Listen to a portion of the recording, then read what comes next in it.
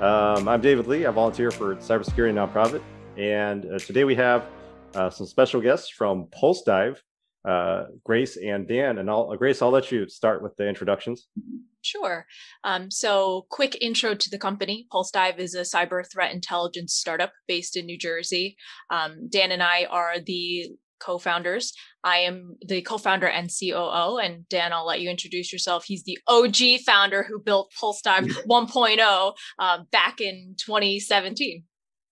Yeah, as Grace said, I'm the OG founder who built Pulsedive 1.0 back in 2017. Yeah, I guess pretty much it. So I used to do incident response. It's kind of how I started my career. I did a little bit of security engineering and security operations, and then back to incident response. And after that, I went to start Pulsedive. So Dan, it sounds like you started the version 1 of this company, or did you both start at the same time? So I left my job, launched the company, released version 1.0 a couple months after, and did the sales and the development for about 2 years, and then obviously realized that I cannot do it alone, that I need help, someone with complementary skills, and Grace was someone who's already in my network. She, the more I thought about it, the more of a perfect fit she was. I pulled the trigger and brought her on, or asked her to join. It's her decision, really.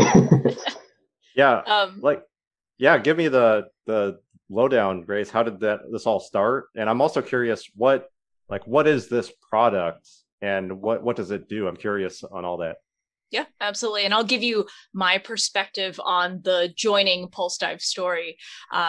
When we were in school, we went to different colleges, but Dan and I actually interned at the same Fortune 100 company, different departments, almost never spoke to each other. But out of the 50 to 100 international interns, we were the only 2 domestic interns because it was a European company. It was a very interesting experience, but I had only known about him as the guy who was in the cyber internship program, 2 doors down.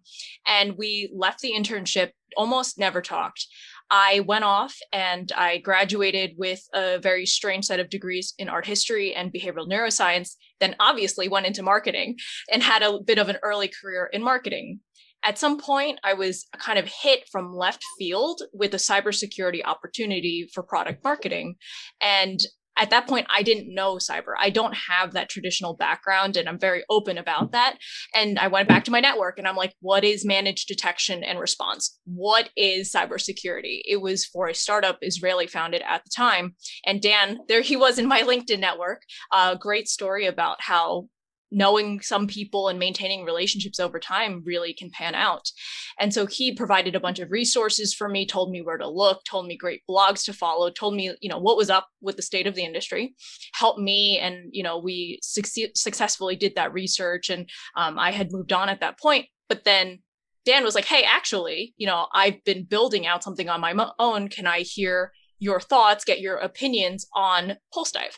At that time, no idea what Pulsedive was, didn't do any threat intelligence myself, but had maintained that relationship and grew this really casual, informal, friendship / just professional advisory over the years. And then at a point that I was involved, I knew where Pulsedive was. I knew what was going on. It was growing and scaling beyond just that 1.0 MVP product. Dan was like, okay, well, we have traction. It's a very community driven, well embraced product at the time, but it needs a lot more to get where we want to go. And so I took a look and I actually went out and talked to 50 other people. Dan didn't even know who they were. Cold reach out, just saying, you do threat intel. Do you know Pulsedive? Do you like Pulsedive? What are your problems? And validated a lot of the things that I liked and that I was hearing from Dan, but from third-party unbiased practitioners. So I'm curious, Dan, what's this? How did you create this thing? And what does it do? I'm curious. So in my at my job, basically at one of them, we were pulling in threat intelligence from a bunch of different sources. There was threat intelligence from mailing lists, lists of IOCs that came in on feeds that we were subscribed to. There was, a bunch of different sources of threat intelligence. And so a threat intelligence platform is something that consolidates all this data and correlates it and makes it actionable, makes it searchable. And it's really helpful with understanding if you've seen something before, and then, being able to track that and being able to detect that in the future. And so Pulsedive, does exactly that. It's a threat intelligence platform, built for the community. We, consolidate data from several feeds. We enrich that data. We do scanning, and we correlate that data, try to attribute them to threats, and make it available for users to search and alert on, et cetera, et cetera. Yeah. Go ahead, Grace. So most of our users at this point, I would say around the 80% ballpark, are defensive security. So they work in security operations centers. They're analysts, a lot of times security engineers, some threat hunters. We get a dabble of unique use cases like KYC or vendor research or red teamers. But at the end of the day, people come to us because without any need to, register, sign up, pay anything, you can get some quick threat intel that is typically behind barriers or has extreme limitations that we are open and want to continue providing, more than enough for the individuals in security who don't have necessarily that management buy-in or the ability to get major licenses. So they have that, they can utilize that interesting threat intelligence, high-level risk scoring to take a quick temperature take on whether or not something is safe, needs more research, or definitely bad, do something about that right away. And then from there, we are a startup, we are for profit. So we have data licenses, we have an enterprise platform, and we do have upgrades onto our free community tier that support those professionals who need a little bit more out of threat intelligence and need more powerful capabilities, larger exports, just kind of the commercial version of our capabilities. Yeah, when I first learned about threat feeds that you could subscribe to and use to help you, I guess, build up like known IOCs and things to help you find things in your environment, I was blown away at how, I guess, shady the feeds looked and how very I know like the original feeds that first got posted were very like just home brewed projects. And so I guess that's not a shock. I mean, it's something that's just a first gen posted online is like, it's probably not this polished product. But I was always wondering if somebody would take that concept and run with it. And that's cool to hear this story of how this got put together. And it sounds like you've got like a community edition, and then you've got like a product based version, like an enterprise-ish version. Right. Are there, I guess, tell me about threat intelligence. I'm curious, how many of these feeds are there, and what are some of the challenges these days of converting this intelligence into actionables on a SOC team or something, or even an IR team?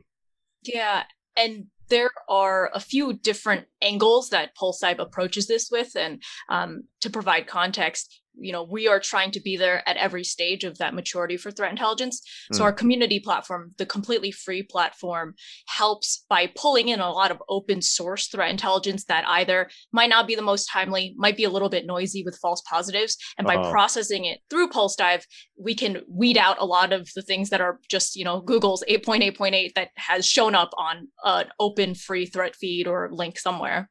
And the other piece to that for contextualization is we put the sources there. If we have them, if they've been submitted, if they came in through a feed, where they came from and when they were associated, because we know that the state of threat intelligence is a work in progress. And we don't want to be hiding something to make you think, okay, we know everything, but you don't have access to it. Yeah, when you're getting a lot of these feeds, I guess kind of diving deeper into the weeds. So when you're getting a lot of these feeds, you're just getting like a domain or a URL or IP address. You're lucky if you get additional context. Some feeds are pretty good and do provide that additional context, but usually it's just, the IOC. And so the challenge is you first want to get rid of false positives. You don't want to alert on GitHub.com or Google, or shared hosting IPs. You need to get rid of, you need to actually be able to find something that might be a threat to your organization. You need to try and be able to, get context or try to enrich that data so that you can understand, if this is actually a threat or if this is something that's bad, but you probably don't have to worry about. So something like external scanning, if somebody's like scanning your web servers or whatever, it's technically bad, but it's not necessarily a threat to your organization. Even if something is targeted, if they don't get in and you have so many other alerts to deal with, then that might be something that you don't care about either.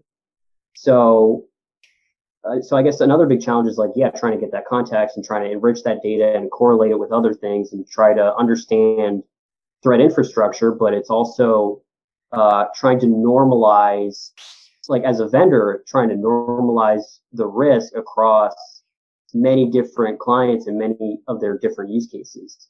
So something that might be malicious for a small business or maybe something of interest is going to be different than something that might hit a large Fortune 500 company. And then even between Fortune 500 companies, a media company that's more worried about intellectual property might not have the same risk or threat model, I guess, as a financial services company or a bank.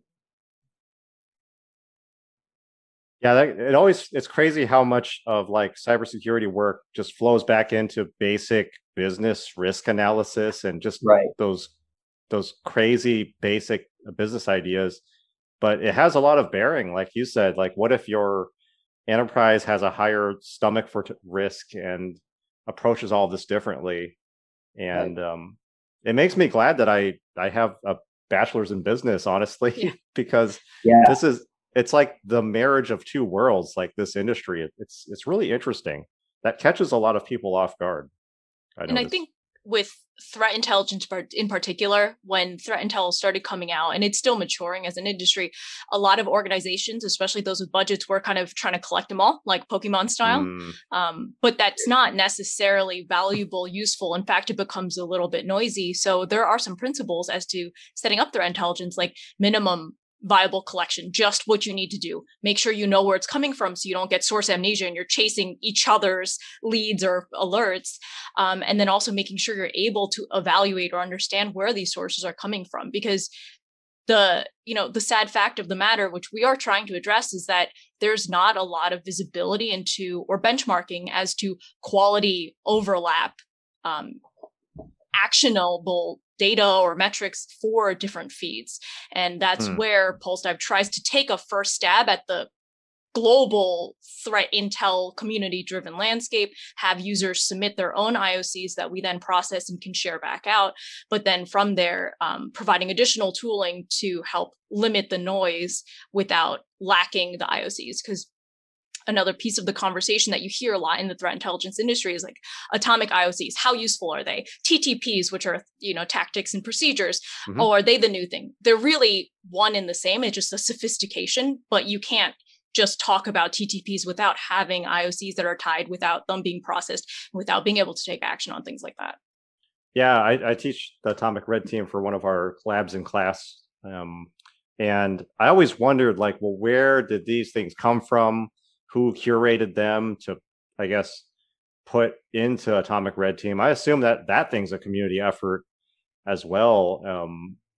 That crew has done a lot of work on that, but it's crazy to think of all these different things are actually one big source of threat intelligence, and it's just this disjointed thing in the industry right now. So would your platform, I guess, would it compete, I guess, with a community project like the Atomic Red Team, or is it a different creature?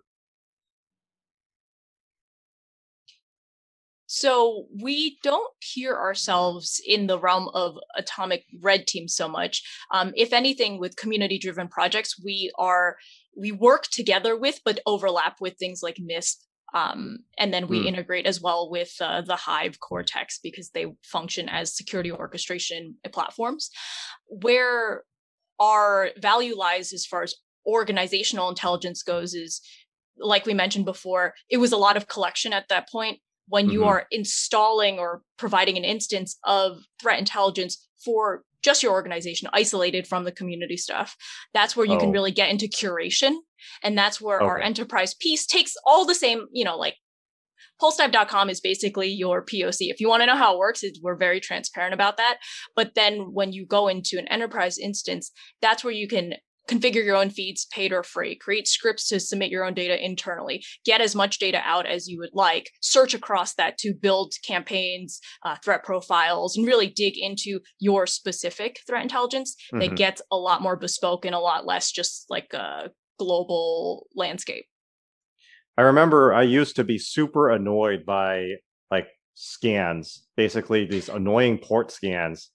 And I remember like I was trying to figure out how to actually block them at my perimeter, and I never could. And it kind of goes to what you said, Dan, of like, are these things even threats to worry about if they don't turn into actual attacks of any kind?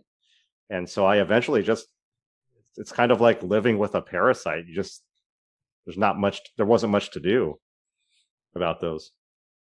Yeah, so. I sorry to cut you off. I mean, it's important to understand that that's happening, like as a home user, because the moment you open a port or switch back to default credentials or set up your new router or firewall or whatever, there's always these botnets that are scanning. So it's like, people often say like, oh, I'm not a target. Like, what are they going to really get out of me? But it's not, people aren't like going in trying each IP address and trying like different usernames and passwords. Like, it's all automatic and it's happening all the time. So I think just understanding that, like, again, as a home user, that's out there is worth, it's good to understand that. So. Yeah. The other thing that used to always bother me, and I was supporting a small-ish business that had multiple sites across the states, a couple sites on the East Coast, mostly sites over here in the Seattle-ish area. But we used to see things like that, and we used to see a lot of bizarre email. It was like if I created an email account, it was instantly compromised. I had weird things like that. And not like compromise, but somebody somewhere knew that I made it right away, like that second. And I always wondered, like, how do we figure out, like, if there are systems out there that we all depend on that are like deeply compromised? It makes me really wonder. Yeah. That's a whole different, that's a different ballgame. It is. Yeah. I was not happily joking, but I was making a comment to Dan just last week about how we've been signing up for all sorts of like vaccination registration sites that are probably cobbled together for different healthcares and made by third-party providers. And I was like, Dan, I must have done 25 of these because there's no centralized system, right? Everyone's out on their own, especially like in New Jersey where we are. And I'm like, how all of this personal data, even though I'm providing just as little as I can to get through the form, how much of this is going to show up somewhere in breaches multiple times in the next 2 years? And, go ahead. Sorry. No, I was just going to say that's, my risk appetite that I have to take, right? It is, I'm putting this in because I want my, vaccine shot. So. Right. Yeah, I mean, I also struggle, like, even if it's something as simple as like, maybe not signing up for newsletter, but like signing up for like new services, or even where a lot of vendors ask to get your information and then to get like some free white paper or something like that. It's just I'm in that mode of like I don't want to provide my personal information where like I don't have to. So I think that line of thinking is a barrier to a lot of like other a lot of other services.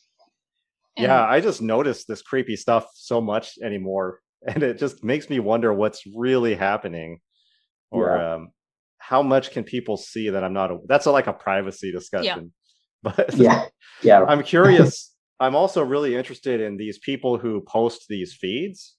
Are these? Have you engaged with any of these people? Are they companies that are posting threat intelligence feeds, or are they just kind of hobbyists? And how did that whole side of the community even start? I don't hear about this very often in like the main vernaculars on social media and everything. Do you want me to answer? Yeah. Yeah, I forgot what I was going to say, but no worries, you can hop in. David will cut this out. Yeah. But as far as people posting feeds, I would say is a microcosm of the general security landscape. So it is very vendor driven. A ton of vendors, commercial feeds, some free feeds come out as well from them. And that's, for profit startups and, acquired the biggest players in the fields. They all have, most of them have some form of threat intelligence. And then there are organizations that do put out threat intel either through their own sharing communities or nonprofits. There are some really interesting, just grassroots type initiatives that take place as well, where just professionals from the group come together, get some free tooling from vendors, and then go ahead and put together honeypots, put together threat feeds that they then share out that are, pretty decent quality. And then there are also very much so free independent researchers, academic researchers, and home hobbyists that provide intelligence as well. What's interesting is it's not just if somebody is a home enthusiast that they have worse feeds or worse quality than more well-known or branded. In fact, with Pulsedive, we do, I don't know if it's called sponsor, but we do donate and have an independent researcher who provides crypto mining and crypto jacking type feeds. He just does this research on his own. We also have, well-known open source feeds that have a really good reputation in the community. And I'm actually not sure who runs those. Dan, I'm sure you know who I'm talking about, but they're like a small organization, right, of just security experts. Who was that? Which one? Just like URL House and those types of providers. I've seen that one. Yeah. What I was gonna say before is that like they both have, I guess, different value propositions when you're talking about like companies that offer feeds they're buying from because they have the resources to put that together and collect it. But then there's a different value proposition when you're talking about open source feeds and people who are running their own honeypots, because then you see what the traffic looks like directly into like home networks or wherever they set up their detection or collection.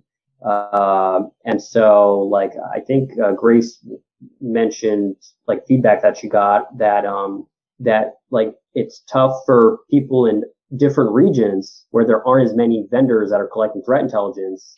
That's where open source could be really valuable, is you have people in those regions who are also collecting that data.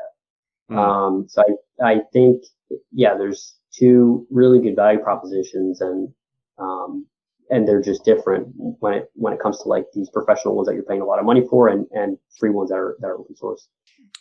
I always wondered if there were like groups out there, like of volunteers even, that were posting this information. I always look for like cool ways that people in the community can like contribute or build something useful.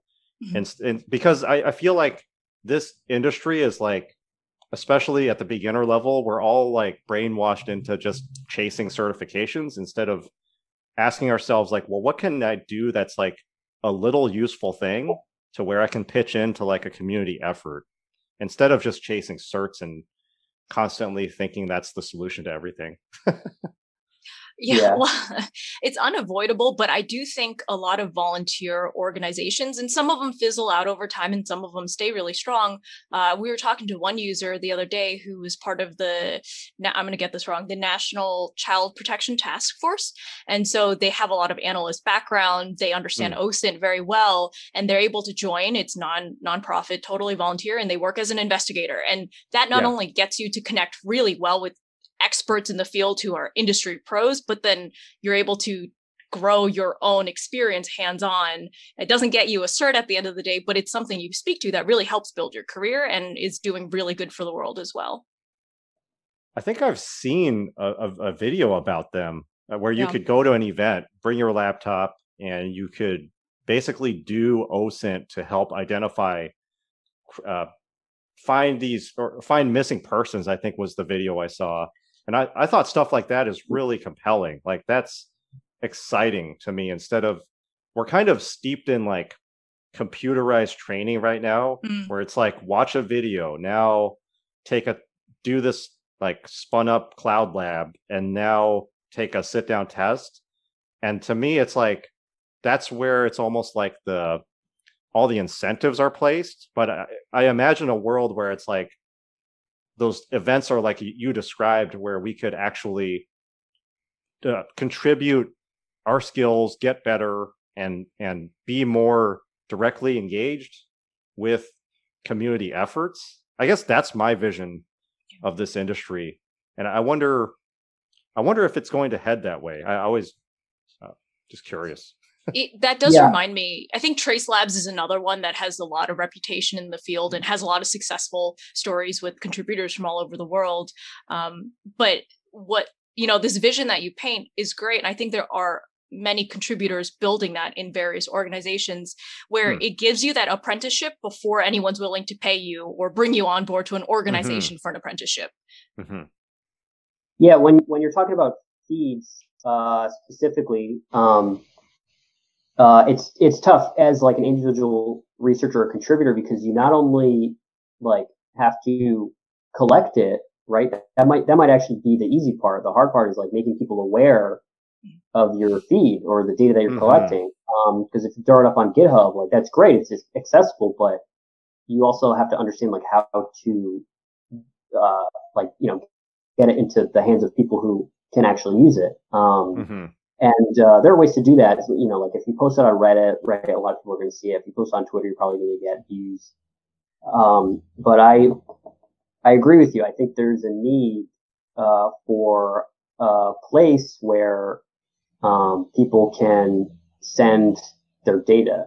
And I think we see some of that in like Alien Vault, OTX, and IBM X-Force and Pulsedive, where people are submitting their own data. And we eventually want to be a place where people can submit their data, and where we can show people like statistics and interesting summaries about the data that they're submitting to us. So I think maybe a little bit more, maybe medium or longer term, that's hopefully something that we want to do as well. That's more like users who have a honeypot can basically have their own feed hosted with the analytics run through Pulsedive. Whereas right now, just for clarification, users can absolutely submit indicators that they want, get that processed, get risk scores, dive into the data, and they can have comments and they can see what they've submitted, but it kind of lives one off as like being added to our database versus them having their own like managed threat list or IOC feed. Right. Yeah, I obviously work at a coding school, and of course the developer culture is a way that's like, they've already matured that side of it, where it's like newcomers can build something and prove their worth by posting to GitHub, sharing with others, and they can even directly contribute to projects. I mean, security types can as well, since with the level of automation there is.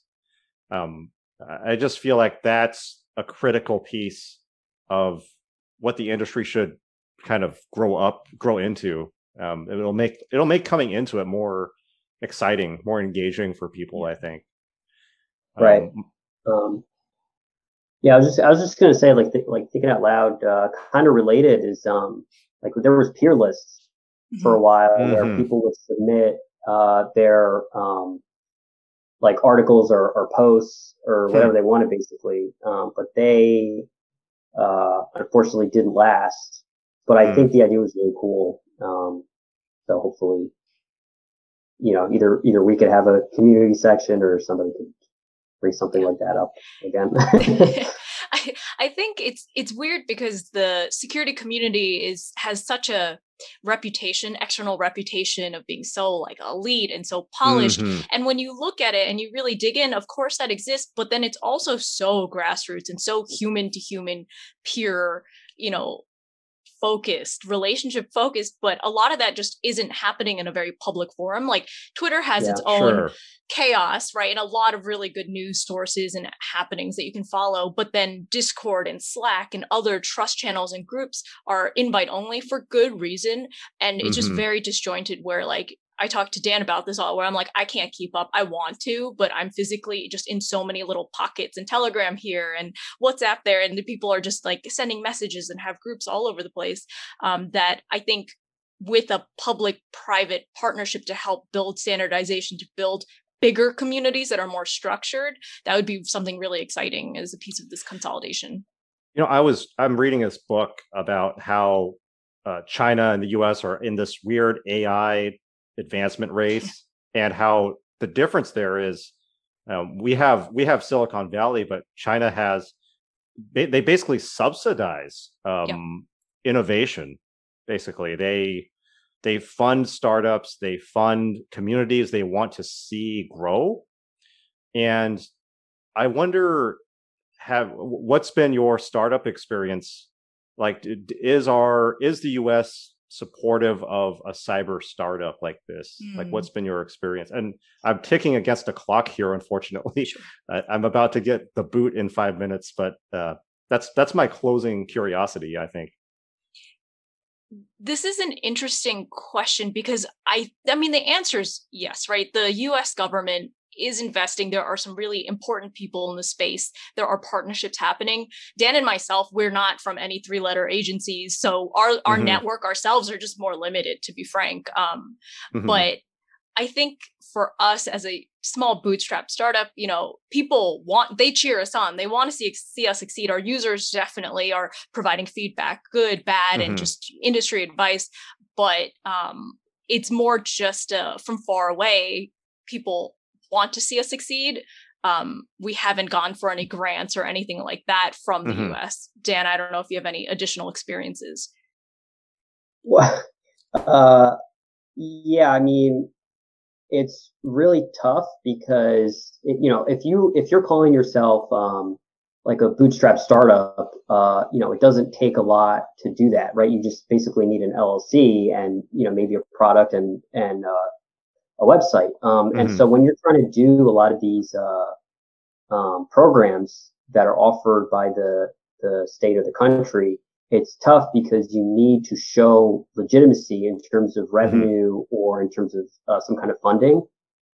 Um, And it's the bigger players that know how to get those funds.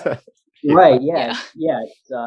It's tough. I mean, like I understand that challenge too, because it's like, if you're, the state of New Jersey and you're trying to give these new entrepreneurs, grants and funding so that they can pursue their idea. Well, how do you, then what? Anybody can, do that or take them up on that, even if they might necessarily not have a high chance of succeeding. And so I think there's a challenge from both angles where, if you're a small bootstrap company and you're showing good signs of traction, it might not be enough.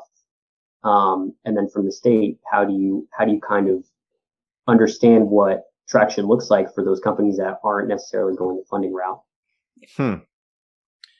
And it's Yeah. and it's yeah yeah. I was sorry. I was gonna say, it's also interesting because when you're talking about like traction as a startup, it's Hmm. also not necessarily the only thing that VCs or that investors look at. Like if you have, like, what's called a Me Too product, if you have a lot of competitors in the space, or if you're in a crowded industry, or what Hmm.